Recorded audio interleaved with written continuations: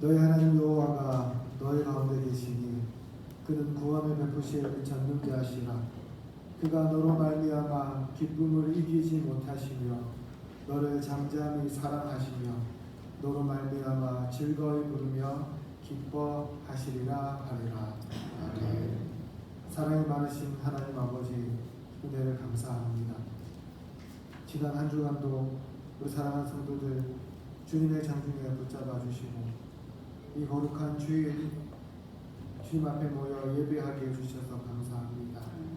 하나님 아버지, 오늘도 주님 사랑하는 마음으로 이 자리에 모여 드리는 우리의 예배를 기뻐 받아주시고 이 자리에 좌정하여 주셔서 모든 영광 홀로 받아 주시옵소서. 아멘. 한 주간의 삶을 돌아보면 우리가 주님을 위해 살려고 발버둥 쳤지만 역시나 죄악 가운데 가하였음을 고백합니다. 이 시간 우리가 마음으로 지은 죄, 입술로 지은 죄, 행동으로 지은 죄가 있다면 주님 앞에 다 내려놓게 하여 주시고 그리스도의 보혈로 덮어주셔서 이 시간 성결하고 깨끗한 마음으로 주님 앞에 담대히 나아가게 하여 주시옵소서. 그래서 주님께서 우리에게 주시는 은혜들을 하나도 놓치지 않고 받아 누리게 하여 주시옵소서. 성령 하나님, 이 자리에 임재하여 주셔서 우리에게 성령으로 충만하게 하여 주시고 온전히 예배할 마음과 은혜 받을 마음을 주시옵소서. 또한 말씀을 들을 때 들을 귀를 열어주셔서 듣고 깨달으며 말씀대로 결단하도록 도와주시옵소서. 이제 예배를 시작합니다. 마칠 때까지 악한 마귀 사탄 틈타지 못하게 지켜주시고 우리 성도들에게는 순서마다 세상이 줄 수 없는 큰 기쁨으로 채워주시옵소서. 감사드리며 예수님 이름으로 기도드립니다. 아멘. 다 같이 찬송가 35장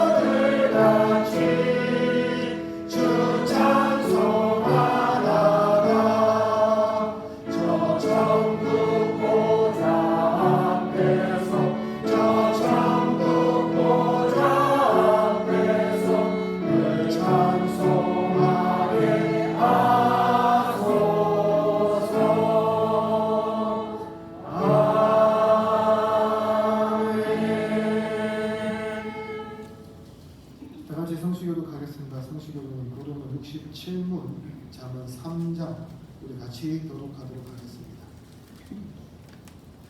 지혜를 얻은 자와 명철을 얻은 자는 복이 있나니 이는 지혜를 얻은 것이 돈을 얻는 것보다 낫고 그 이익이 정금보다 나음이니라. 지혜는 진주보다 귀하니 내가 사모하는 모든 것으로도 이에 비교할 수 없도다. 그의 오른손에는 장수가 있고 그의 왼손에는 무기가 있나니 그 길은 즐거운 길이요 그의 지름길은 다 평강이니라. 지혜는 그 얻은 자에게 생명나무라.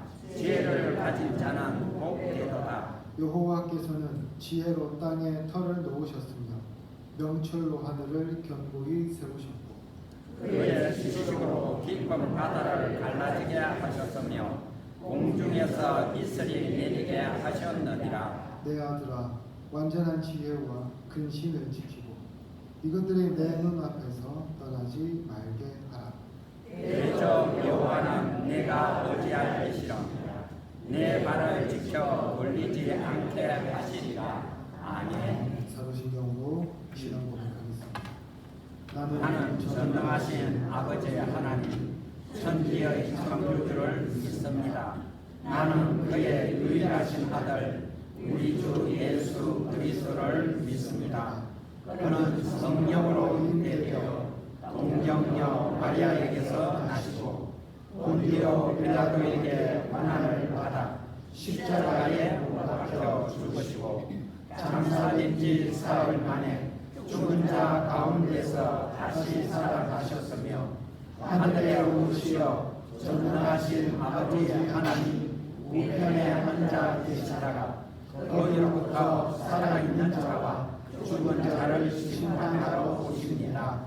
나는 성령을 믿으며 거룩한 공교회와 성도의 교회와 죄를 용서하는 것과 몸의 부활과 영생을 믿습니다. 아멘. 자리에 앉아주시기 바랍니다. 찬송가 438장 같습니다.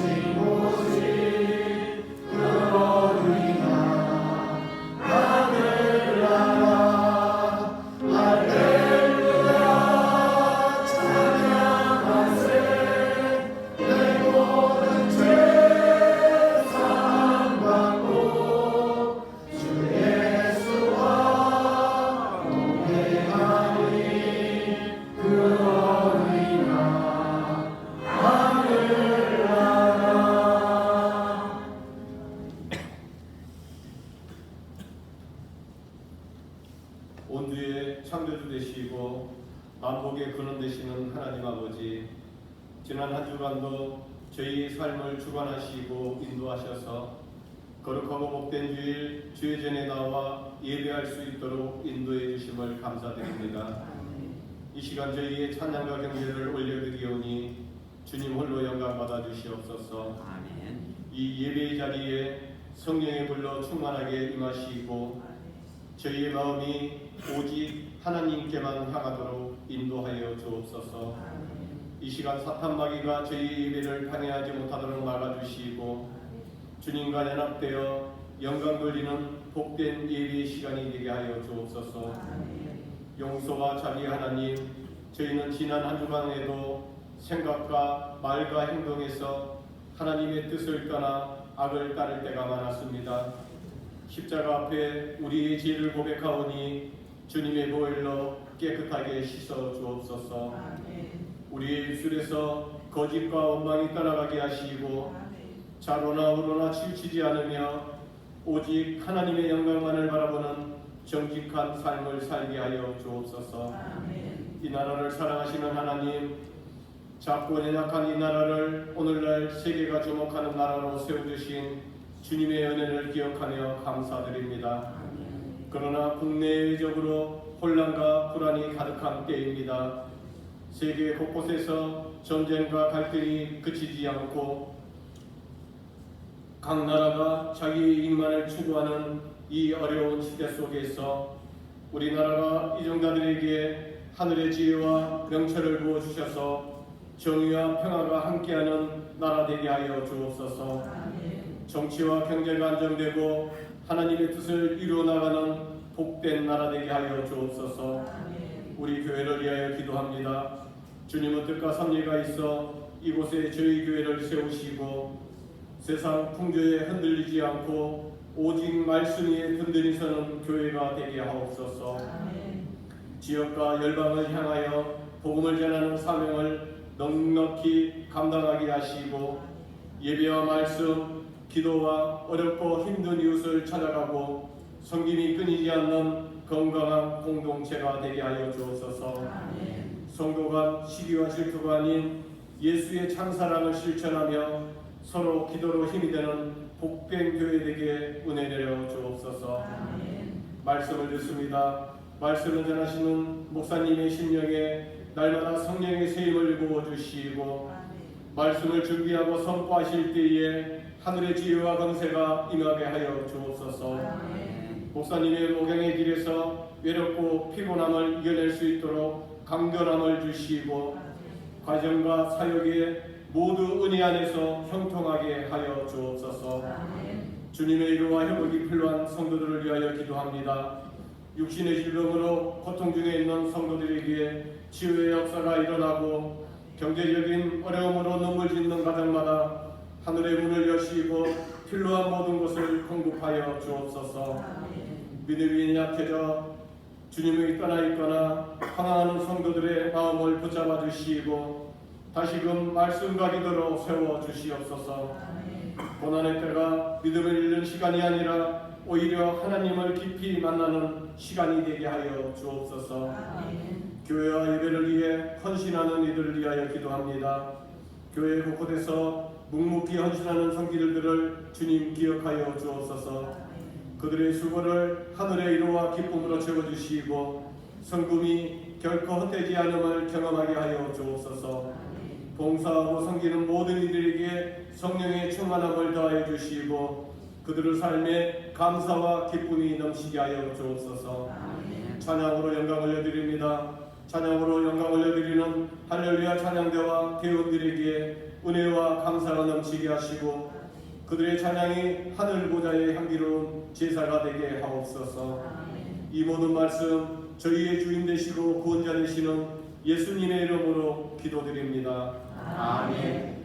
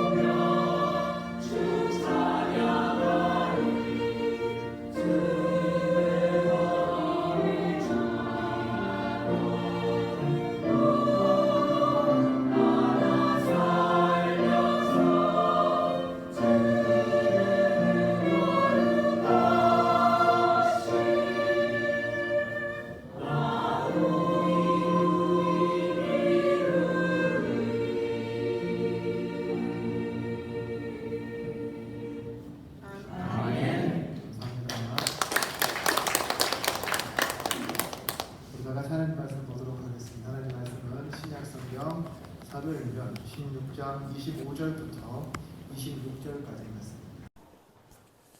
사도행전 16장 25절에서 26절 말씀, 제가 가진 성경 신약 성경 216쪽에 있습니다. 사도행전 16장 25절부터 26절까지 말씀으로 찾으셨으면 같이 읽도록 하겠습니다. 한밤중에 바울과 실라가 기도하고 하나님을 찬송하며 죄수들이 듣더라. 이에 갑자기 큰 지진이 나서 옥터가 움직이고 문이 곧 다 열리며 모든 사람의 매인 것이 다 벗어진지라. 아멘. 호레스트 스페포드라는 뉴욕에서 태어나서요, 시카고로 이주해서 변호사로 큰 돈을 번 그 사람이 있었습니다. 이분은 신앙심도 매우 돈독해서 무디 목사님 옆에서 재정적으로 이렇게 도와주는 일도 감당했고요. 또 교회에서는 집사로서 직분을 잘 감당하고 많은 사람들에게 칭송을 받던 그러한 아주 훌륭한, 신앙으로 아주 훌륭한 분이셨습니다. 그런데 그분의 삶이 굉장히 고통스러운 삶으로 갑자기 몰아치게 되었어요. 어떤 일을 겪었냐 하면 자기의 하나밖에 없는 4살 된 아들이 병으로 죽게 되었습니다. 그리고 이분이 시카고에다가요, 큰 돈을 투자를 했는데, 집을 짓는데 이 시카고에 대화재가 나서 또 막대한 재산도 잃게 되었습니다. 정신적으로 굉장히 피폐해졌어요. 그래서 이 충격을 벗어나 보기 위해서 가족들과 함께 유럽 여행을 계획합니다. 그리고 이제 배를 타고 유럽으로 갈 때쯤에 갑자기 자기가 급하게 처리해야 할 하나의 일이 생기게 되었어요. 그래서 이분은 가지 못하고 자기의 아내와 4명의 딸을 먼저 보내면서 좀 있다가 유럽에서 만나자 하고 보냈습니다. 그런데 그의 가족을 태운 여객선은 출발한 지 정확히 일주일 만에 영국의 한 범선과 충돌하게 되었고요. 이 사건으로 해서 배가 침몰하게 되어서 그 스페포드 집사님의 아내를 빼고 4딸이 다 바다에 빠져 죽는 그런 비극을 또 경험하게 되었어요. 비보를 듣고 영국으로 향하던 그는 대서양 한가운데서 이곳이 바로 사고 난 그 장소라는 선장의 말을 듣게 됩니다. 그 말을 듣고 그곳에서 그는 밤새도록 하나님께 부르짖었는데요. 그 가운데서 설명할 수 없는 하나님의 평안이 그 마음속에 임하기 시작합니다. 그리고 이렇게 노래했어요. 내 평생에 가는 길 순탄하여 늘 잔잔한 강 같든지 큰 풍파로 무섭고 어렵든지 나의 영혼은 늘 평안하다. 내 영혼 평안해, 내 영혼 평안해. 이렇게 말이죠. 오늘 본문에서도 우리는 이 스페포드처럼 고통 중에 찬송하는 2 사람을 발견하게 됩니다. 바로 바울과 실라이죠. 이 2 사람은 어떤 죄를 지어서 지금 감옥에 갇혀 있는 것이 아닙니다. 굉장히 억울하게 감옥에 갇혀서 고통받고 있습니다. 그들이 한 일이 무엇입니까? 우리가 읽지 않았지만 앞에서요, 빌립보 성에서 점치는 귀신 들린 여자를 고쳐줬을 뿐이에요. 그런데 이 여자가 이제 더 이상 점칠 능력이 사라지게 되자 그녀를 통해서 돈을 벌던 사람들이 기분이 상해서요, 이 바울과 실라를 가짜로 고발하게 되고 이로 인해서 억울하게 매맞고 감옥에 갇히게 된 것이 지금 현재 바울과 실라의 현실이었다는 거죠. 여러분, 기록에 의하면 로마 감옥은 어떤 곳이었을까요? 요즘 우리나라 감옥 보니까 되게 잘 되어 있던데 그것도 고통스럽다고 이야기하잖아요. 기록에 의하면 로마 감옥은 햇볕이 들지 않는 지하에 위치해 있었습니다. 그리고요, 화장실이 따로 없어요. 그러니까 그 앉은 자리에서 모든 볼일을 다 봐야 합니다. 이 촥고도 풀어주지 않고요. 그냥 밑이 우리가 말할 수 없는 그런 악취로, 더러움으로 진동하던 곳이었다는 거죠. 죄수들은 위생을 전혀 보상받지 못한 채 더럽고 차가운 바닥에 묶여 있어야만 하는 곳이었습니다. 한마디로 사람답게 살 수 없는 곳이 로마의 감옥이었다는 거예요. 여러분이 이런 곳에 갇혔다면 여러분 잠이 오겠습니까? 내가 죄를 지어서 감옥에 갇혀도 정말 억울한데요. 정말 좋은 일을 해서 감옥에 갇혔다면 여러분 어떻게 했습니까? 바울과 실라도 마찬가지였을 거예요. 더럽고 추하고 냄새가 나고 금방이라도 토가 나올 것 같은 곳에서 어떻게 여러분 잠이 오겠습니까? 게다가 낮 동안에 흠씬 두들겨 맞았거든요. 그 두들겨 맞은 곳이 욱신거리며 얼마나 그들이 고통스러웠겠습니까? 이럴 때 보통 사람들의 반응이 무엇일까요? 억울하며요. 막 눈물이 나요. 그리고 어떻습니까? 나를 이렇게 집어넣은 사람들 향해서 저주를 퍼붓겠죠? 나가면 가만두지 않겠다고 이를 드럭드럭 갈지 않겠습니까? 그러나 바울과 실라는요, 우리가 일반적으로 상상하는 그 반응을 넘어서요, 전혀 다른 반응을 오늘 본문에서 보여주고 있습니다. 25절 말씀 보세요. 우리 25절 다시 한번 같이 읽어볼까요? 25절입니다. 시작. 한밤중에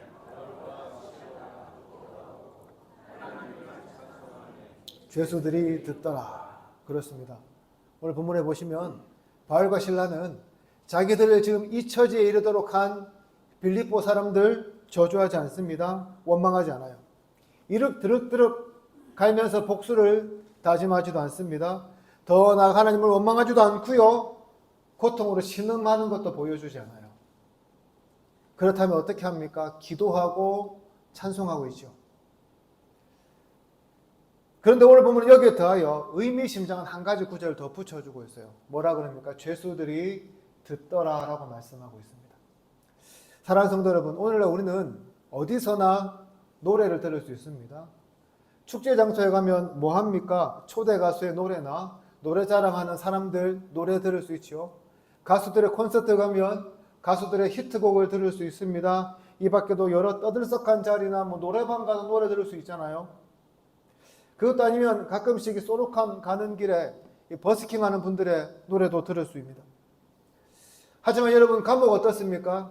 감옥 노래 들을 만한 장소입니까? 이곳에서 누가 노래 부르면 이상하다고 생각되지 않을까요?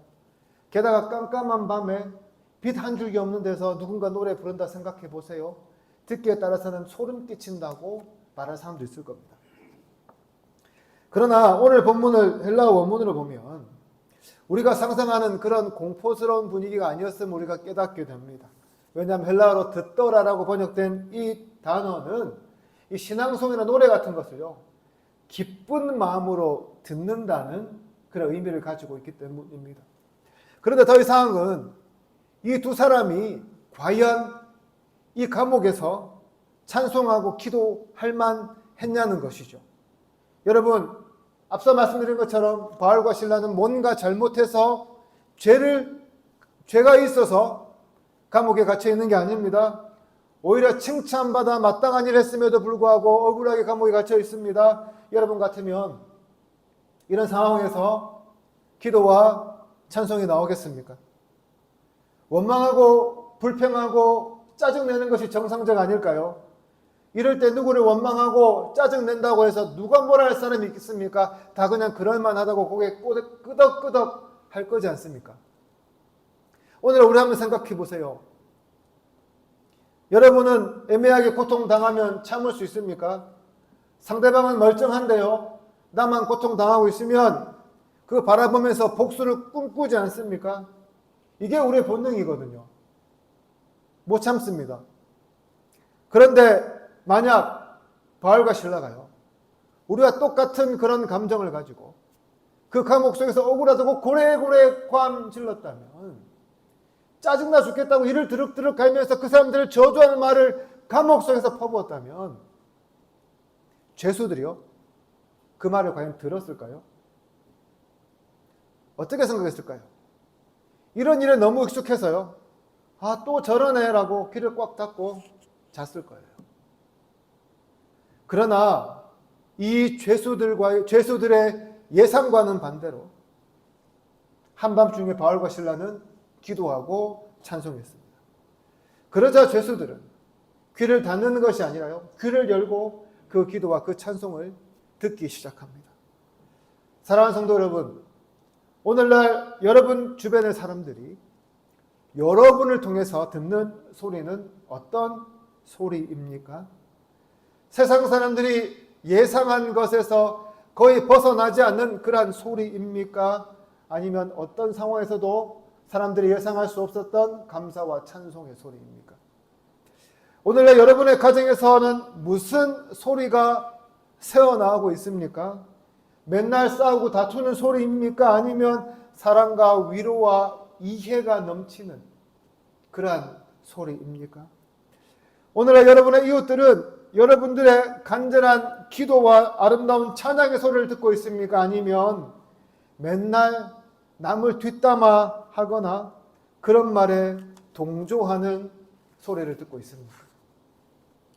중요한 것은 우리가 세상과 똑같은 소리가 아니라 세상에서 예상할 수 있는 것들을 뛰어넘는 그러한 목소리를 들려줄 때에 세상 사람들이 우리가 하는 말에요 귀를 기울이게 된다는 거예요.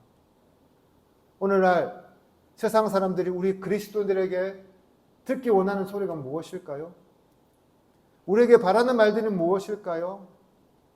세상 사람들이 생각하는 것을 넘어서는 그러한 사랑의 모습, 세상 사람들이 예상하는 그러한 미움을 넘어서는 그러한 사랑하는 모습, 그리고 조금은 세상 사람들과 말하는 것과는 다른 화법들, 세상 사람들이 하지 못하는 말을 과감히 해주기 원하는 그런 말들 아닐까요? 여러분, 초대 교회는 예루살렘에 시작한 아주 작은 공동체였어요. 그러나 불과 300년이 지나자 그 거대한 로마 제국의 국교가 되고 말았습니다. 여러분, 그 이유는 특별하지 않아요. 뭘까요?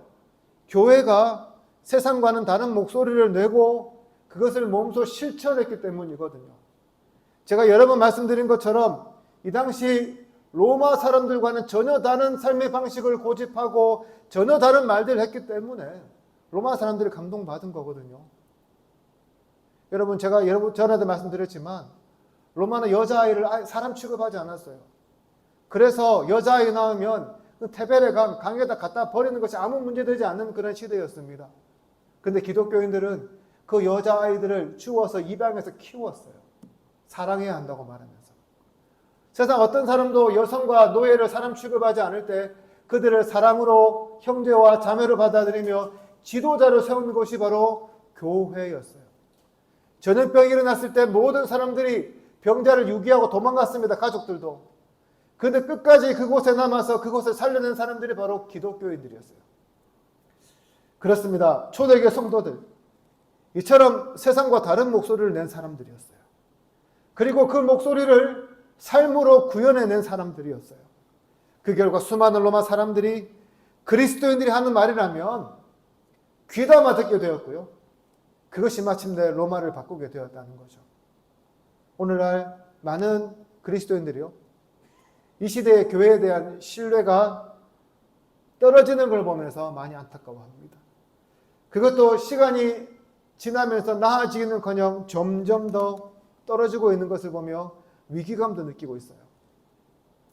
이것과 비례해서요, 이제 교회에서 무슨 말을 해도 세상 사람들 교회 말 잘 듣지 않아요.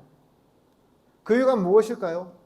교회에 사는 말이나 세상에서 듣는 말이나 아무 차이가 없거든요. 오늘 우리는 어떻습니까?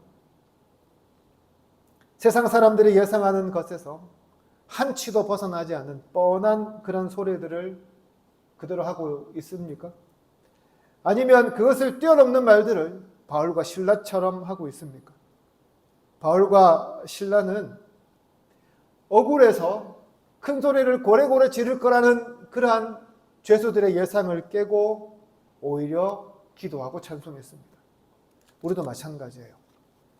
억울한 일을 당해도 실패해도 원망할 사람들이 주변에 있어도 우리의 처지를 비관하거나 남을 욕하거나 모든 것을 남 탓으로 돌리기 이전에요, 바울과 실라처럼 세상 사람들이 예상하는 그런 뻔한 말이 아니라 하나님을 찬양하고 기도할 수 있어야 합니다. 어떤 고난이 와도 예수님 때문에 행복하다는 것, 평안하다는 것을 스패포드처럼 우리도 보여줄 수 있어야 한다는 것이죠. 더 나아가 세상에서 강도당한 사람들, 연약한 사람들, 소외된 사람들을 향하여 초대교회 성도들처럼 따뜻한 목소리를 내고 그 목소리대로 살아갈 수 있어야 합니다. 그리고 이 정도는 해야 세상 사람들이 우리를 바라보던 의심의 눈초리가 조금은 누그러지지 않겠습니까? 우리를 향한 불신들이요, 조금은 누그러뜨리지 않겠냐는 거죠. 그래야 그래도 우리가 하는 목소리들 조금은 여러분 그분들 들어주지 않을까요? 이런 변화를 향해서 그래서 이번 한 주 우리도 한 걸음씩 나아가 보는 것은 어떻겠습니까? 여러분의 그 따뜻한 말 한마디를 통해, 여러분의 예상할 수 없는 그런 찬송과 감사를 통해 세상 사람들이 여러분의 말에 귀를 기울이고 세상 사람들이 교회의 말에 기울이기를 주님의 이름으로 축복합니다. 다시 한번 본문을 보시기 바랍니다. 바울과 실라는 그 감옥에서 기도하고 찬송하고 있습니다. 여러분, 기도만 한 게 아니에요. 찬송만 한 것도 아닙니다. 기도와 찬송을요, 함께 하고 있습니다. 사랑하는 성도 여러분, 여러분은 기도와 찬송을 혹시 별개로 생각하고 계시는 건 아닙니까? 그래서 찬양대와 찬양팀은 노래 잘하면 되고 나는 뭐 기도만 잘하면 되라고 생각하고 계신 거 아니에요? 사실 우리 주변에 보면 노래 잘하는 사람도 참 많이 있습니다. 과거 제가 초등학교 시절만 해도요, 저는 아주 기억나거든요. 음악 시간에 음치들이 노래 부르는 거. 얼마나 웃깁니까? 완전히 음악 시간이 거의 웃음바다가 되기 일쑤였는데 요즘에는 보면 노래 잘하는 사람이 참 많이 있는 것 같습니다. 특별히 우리나라 사람들 노래 부르는 거 오죽 좋아합니까? 더 나아가 음악적 수준도 너무 높아서요. 지금 미국 음악 차트 1위, 영국 음악 차트 1위 가요. 우리 한국을 배경으로 한 그런 애니메이션 노래라고 합니다. 골든이라고요. 여러분, 그렇다면 교회의 찬송은 어떻습니까? 교회의 찬송은 여러분 노래입니까? 아니면 노래가 아닙니까? 노래가 맞죠. 그런데 그냥 노래라고 하기에는 뭔가 부족해요. 뭐가 부족할까요?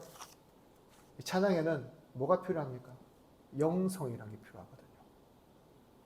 특별히 어떤 영성이 필요할까요? 기도의 영성이 필요합니다.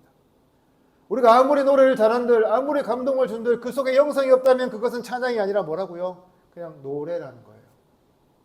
가끔 유튜브 합창 영상을 보다가 보면 어떤 시립합창단 같은 곳에서 성가를 부르는 장면이 꽤 많이 나옵니다. 웅장하고요. 얼마나 노래를 잘하는지 모릅니다. 그런데 문제는 거기에서 은혜가 없어요. 그 이유가 뭘까요? 노래는 참 잘하는데 그 안에 기도에 영성이 없기 때문에 그렇습니다. 하나님과 만남의 시간이 없으니 찬양과 그 가사는, 그 노래와 가사는 완벽하게 이해해서 잘 부를지라도 은혜가 되지 않는 거죠. 그냥 공연에 불과한 겁니다. 여러분, 물론 노래 잘 불러야 합니다. 그런데 찬양은요, 잘 못 불러도 괜찮아요. 그보다는 하나님의 마음을 담아 부르는 것이 정말 중요하고요. 그렇게 부르면 음치라도요, 그 노래가 은혜가 됩니다. 오늘날 많은 음악 경연 프로그램들이 있습니다. 심사위원들과 방청객들의 판단 기준이 뭘까요? 노래는 이미 다 잘하는 사람들이에요. 중요한 것은 그것을 얼마나 잘 소화해서 부르냐를 중요하게 바라봅니다. 그렇다면 우리가 부르는 찬양은 어떻습니까? 우리는 찬양의 가사와 멜로디 잘 소화하며 부르고 있습니까? 가사 한 줄 한 줄 묵상하면서요, 하나님의 은혜를 먼저 경험하고 여러분 찬양하고 있습니까? 그렇다면 어떻게 하면 하나님의 은혜를 먼저 느끼고 찬양할 수 있을까요? 그래서 뭐가 중요하다고요? 기도가 중요한 거예요. 찬양하기 전에 기도를 통해서 하나님과의 만남의 시간이 굉장히 중요하다는 겁니다. 사랑하는 찬양대 여러분, 여러분은 찬양을 드리기 위해서 얼마나 기도하십니까?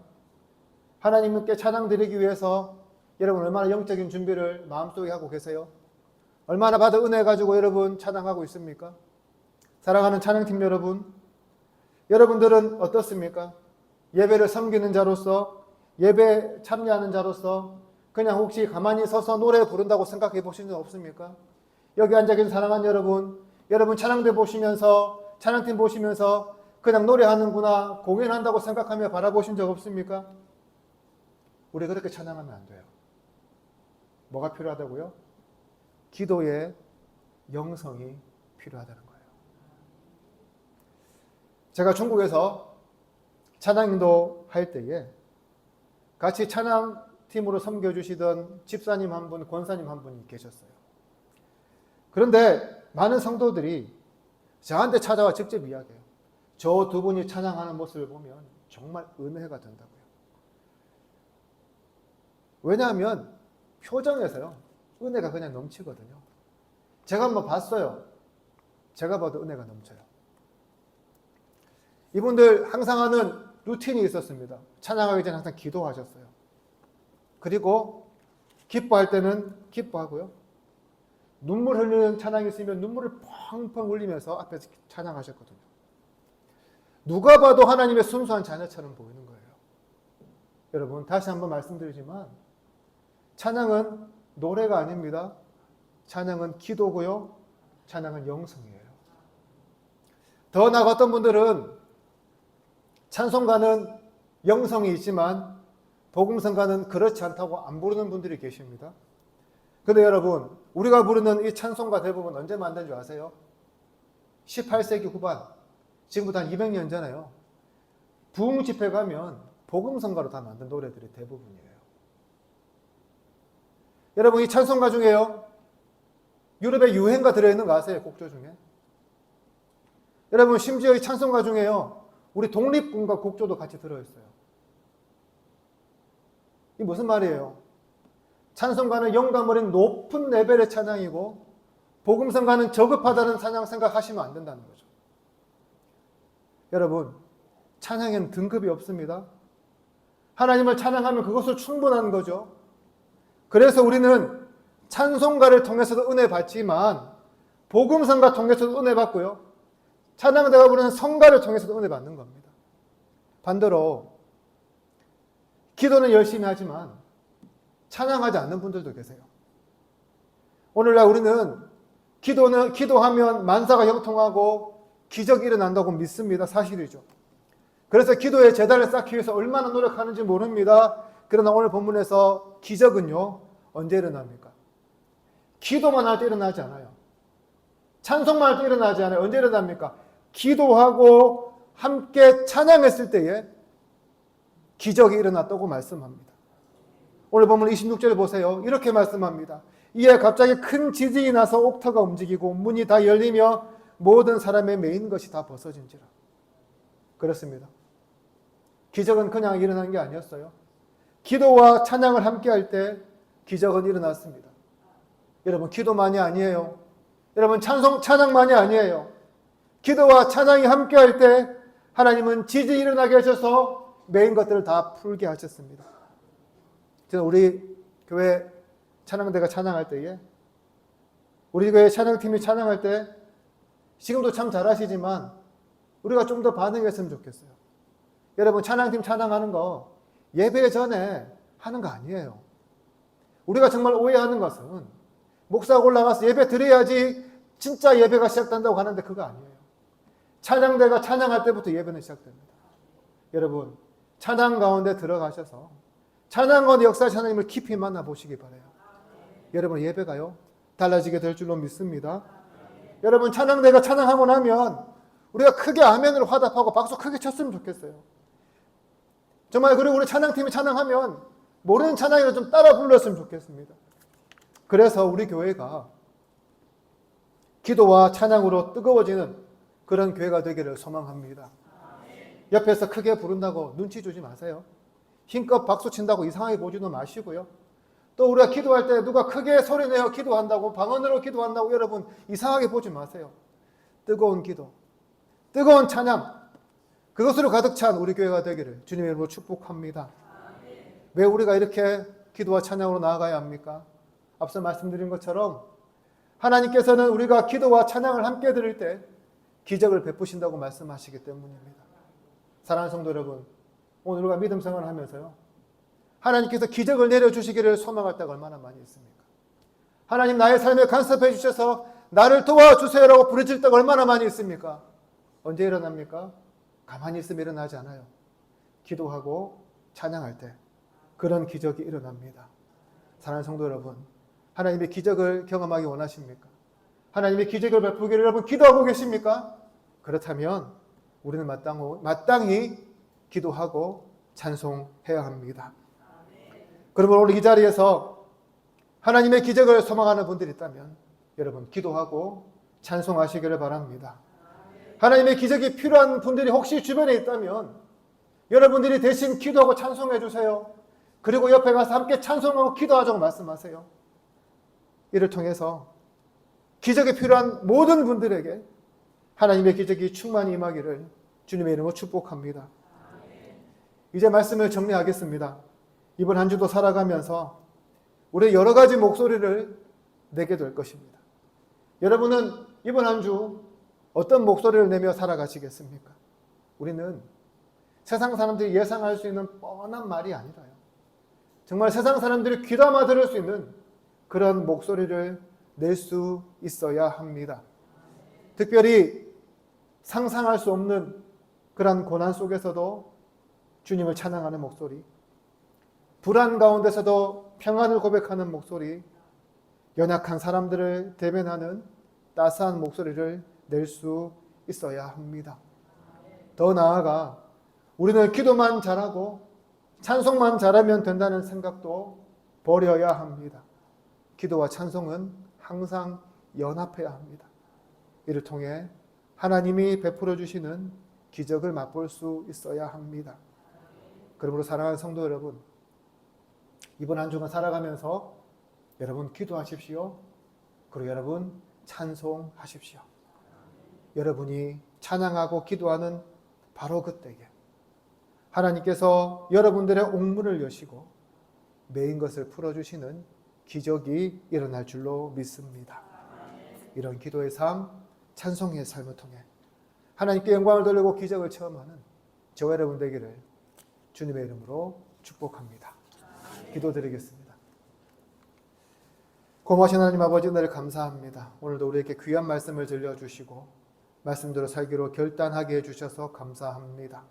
오늘 말씀처럼 우리가 세상 사람들이 예상하는 그런 말들이 아니라 세상과는 다른 소리를 내게 하여 주셔서 우리의 복음의 말들이 세상 사람들의 귀에 들려지게 하여 주시고 또 기도와 찬송이 연합함으로 영성이 구비된 기도와 찬양, 또 이로 인해 기적을 경험하는 모든 복된 성도들 다 되게 하여 주시옵소서.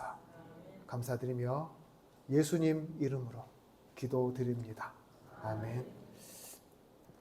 우리 다 같이 말씀을 생각하시면서 찬송가 370장 같이 드리겠습니다.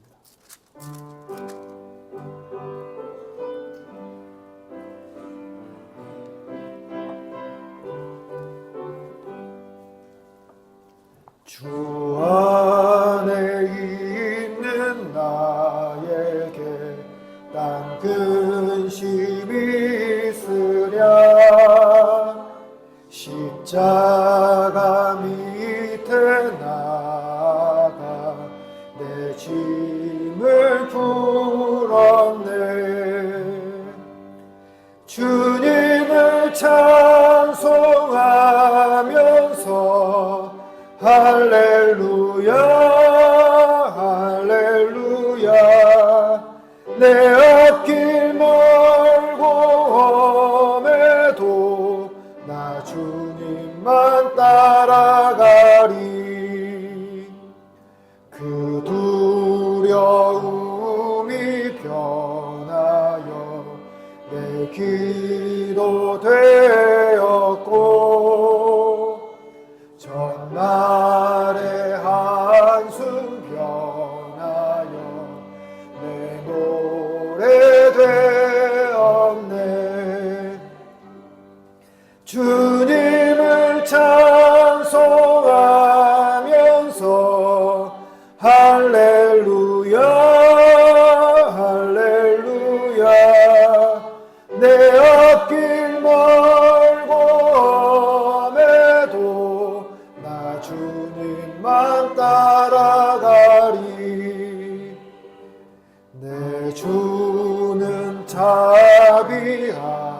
주셔서 늘 함께 내 궁핍함을 아시고 늘 채워주시네. 주님을 찬송하면서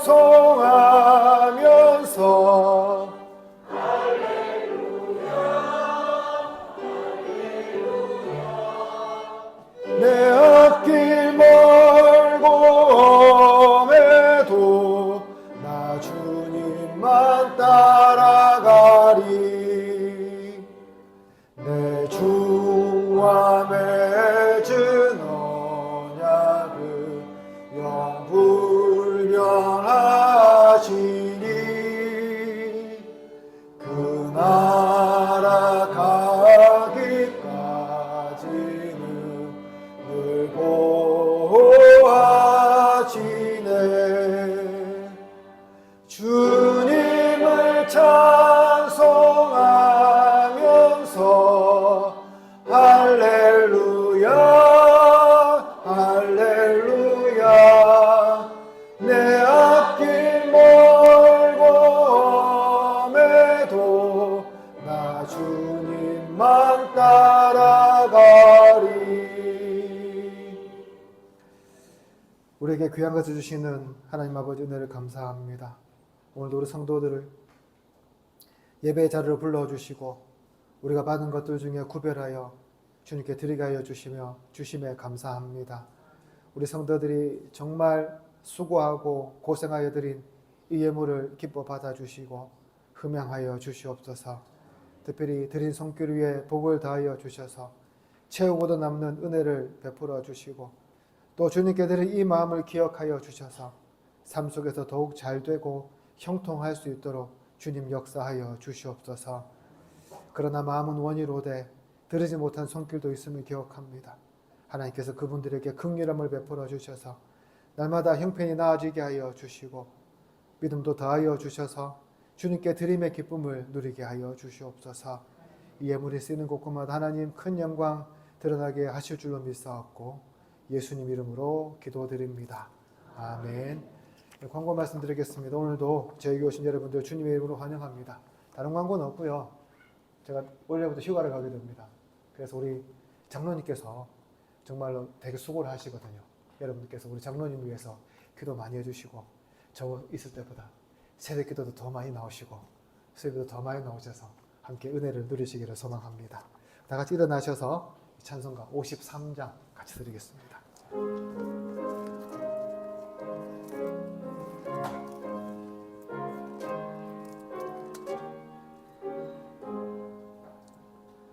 성전을 떠나가기 전 머리를 숙일 때 주께서 함께 계시고 복 내려 주소서.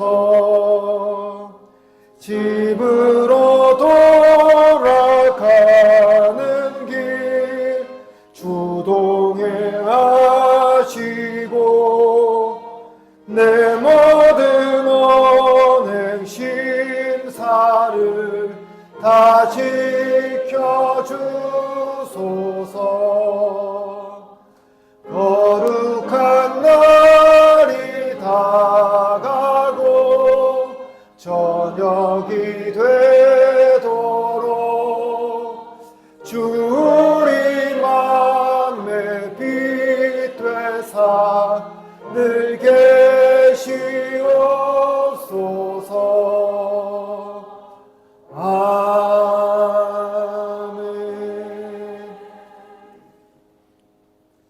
주 예수 그리스도의 은혜와 하나님의 사랑과 성령의 교통하심이 너희 무리와 영원토록 함께 있을지어다.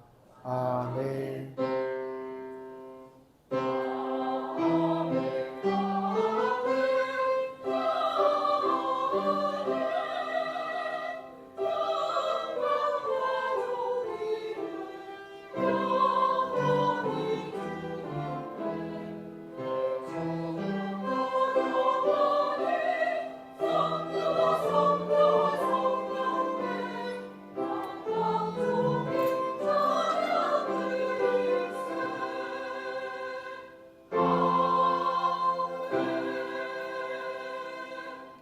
우리 앞뒤 좌우분과 인사하겠습니다. 사랑합니다. 축복합니다.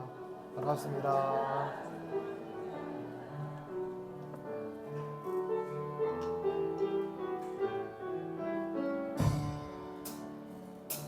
주께 힘을 얻고 그 마음에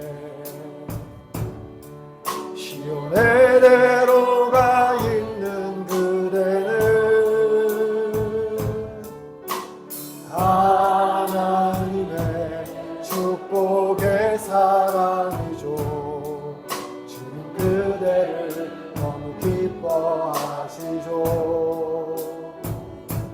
주의 집에 거하기를 사모하고 주를 항상 찬송하는 그대는 하나님의 축복의 사랑이죠. 주님 그대를 너무 사랑하시죠. 그대 섬김은 아름다운 찬송, 그대 헌신은 향기로운 기도, 그대가 받는 땅 어디에서라도 주님의 이름 높아